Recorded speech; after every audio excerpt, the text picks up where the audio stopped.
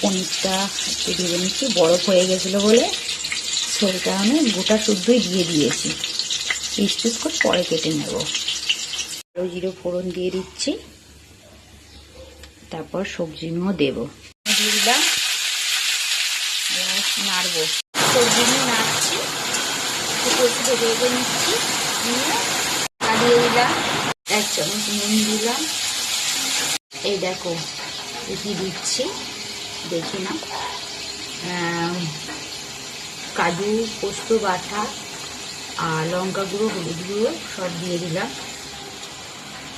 জিরে গুঁড়ো, আদা বাটা, এবারে সব মশলাগুলো দিয়ে দিলাম, নিয়ে একটু নাড়াচাড়া করব, নিয়ে তারপর জল ঢালবো। জল দিলাম একটু, পনির মশলা আর জল দিয়ে পনিরগুলো দিয়ে দিয়েছি, দিয়ে নেব। হ্যাঁ, কেমন খেয়ে দেখবে।